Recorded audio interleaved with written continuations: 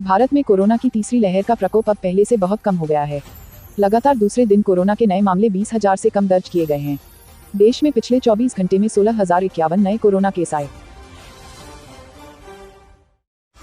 कर्नाटक के मुख्यमंत्री बसवराज बोम्मई ने गंगा तट पर की जाने वाली आरती से प्रेरणा लेकर तुंगभद्रा आरती की घोषणा की है। कर्नाटक के दावणगेरे जिले के हरिहर में तुंगभद्रा आरती परियोजना के तहत 108 योग खंभों के निर्माण की नींव रखने के बाद बोम्मई ने भरोसा दिलाया कि तुंगभद्रा नदी के तट को उच्च श्रेणी की पर्यटक सुविधाओं के साथ विकसित किया जाएगा। केंद्रीय गृह मंत्री अमित शाह ने उत्तर प्रदेश के चुनाव में भारतीय जनता पार्टी की तरफ से मुस्लिमों को टिकट नहीं दिए जाने को लेकर उठ रहे सवाल का जवाब दिया है।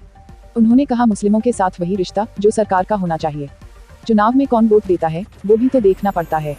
राजनीतिक शिष्टाचार है। सरकार संविधान के आधार पर चलती है। सरकार को देश की जनता चुनती है। वोट बैंक के हिसाब से हम लोगों को नहीं देखते हैं।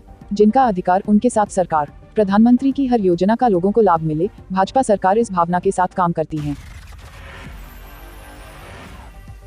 भारत और पाकिस्तान द्वारा आदान प्रदान किए गए कैदियों की सूची के अनुसार पाकिस्तान की जेलों में कम से कम 628 भारतीय कैदी बंद हैं, जिनमें 51 नागरिक और 577 मछुआरे हैं। भारत ने देश में बंद 355 पाकिस्तानी कैदियों की सूची भी साझा की है, जिनमें 282 नागरिक और 73 मछुआरे शामिल हैं। उत्तर प्रदेश विधानसभा चुनाव 2022 के चौथे चरण का मतदान 23 फरवरी को होना है।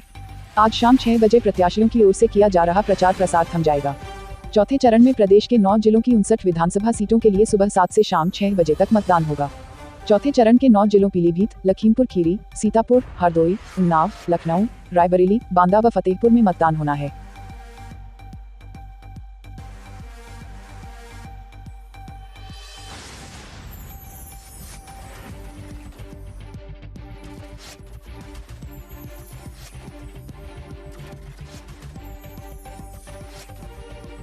अखिलेश यादव ने कानपुर देहात भोगनीपुर सीट के बूथ पर गलत पर्ची निकलने का आरोप लगाया है।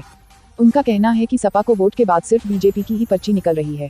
सपा ने फर्रुखाबाद विधानसभा में ईवीएम मशीन पर साइकिल चुनाव चिन्ह नहीं होने का भी आरोप लगाया है, लेकिन चुनाव आयोग ने सपा प्रमुख के इन आरोपों को सिरे से खारिज कर दिया है। उत्तर प्रदेश विधानसभा चुनाव के तीसरे चरण में जब पूरा मुलायम सिंह यादव परिवार एक साथ वोट डालने के लिए निकला, तो कुछ प्रमुख सदस्य अनुपस्थित थे। रविवार को मुलायम सिंह यादव के छोटे बेटे प्रतीक यादव और उनकी पत्नी अपर्णा यादव वोट डालने नहीं पहुंचे। मुलायम की दूसरी पत्नी साधना गुप्ता ने भी वोट नहीं डाला। उत्तर प्रदेश विधानसभा चुनाव को लेकर आज प्रयागराज में कई सियासी सूरमा जनसभा के जरिए अपनी राजनीतिक ताकत दिखाएंगे। आपका एक वोट जरूरी है।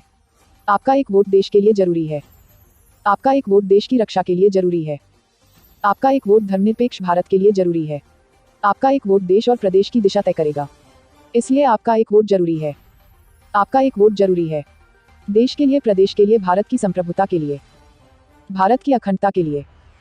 आपका एक वोट जरूरी है। आपका एक वोट कीमती है। आपका एक वोट अमूल्य है। आपका एक वोट देश और प्रदेश की दिशा को तय करेगा, इसलिए आपका मतदान महादान है, अन्यथा आने वाली पीढ़ी आपको दोष देगी। मतदान करें देश के लिए।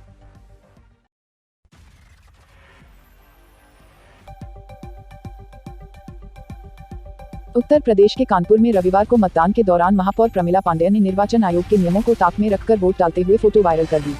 उन्होंने ईवीएम में भाजपा को वोट देने की फोटो वायरल की।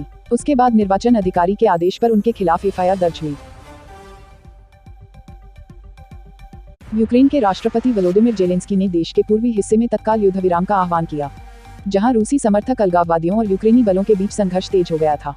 उन्होंने कहा कि यूक्रेन त्रिपक्षीय संपर्क समूह के भीतर शांति वार्ता का समर्थन करता है, जहां यूक्रेन रूस और यूरोप में सुरक्षा और सहयोग संगठन के साथ भाग लेता है।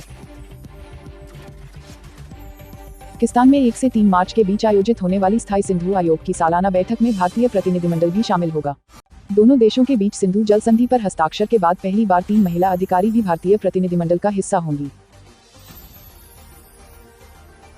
म्यूनिख के वार्षिक सुरक्षा सम्मेलन में युद्ध की वास्तविक संभावना को स्वीकार करते हुए अमेरिका की उपराष्ट्रपति कमला हैरिस ने अमेरिकी सहयोगियों से कहा कि यूक्रेन रूसी सीमा पर तेजी से बढ़ते तनाव का मतलब है यूरोपीय सुरक्षा का सीधे तौर पर खतरे में होना।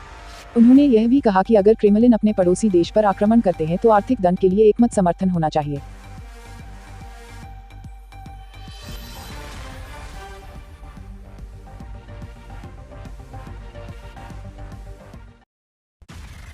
यूक्रेन और रूस के बीच जारी गतिरोध और युद्ध जैसी स्थिति के बीच पाकिस्तान के प्रधानमंत्री इमरान खान मॉस्को का दौरा करने जा रहे हैं। इमरान 23 और 24 फरवरी को रूस की यात्रा पर रहेंगे। करीब 23 साल बाद कोई पाकिस्तानी प्रधानमंत्री मॉस्को जा रहा है। यह इमरान की पहली रूस यात्रा होगी। Please subscribe Aviral Times for latest news update and press the bell icon to get all the latest video update.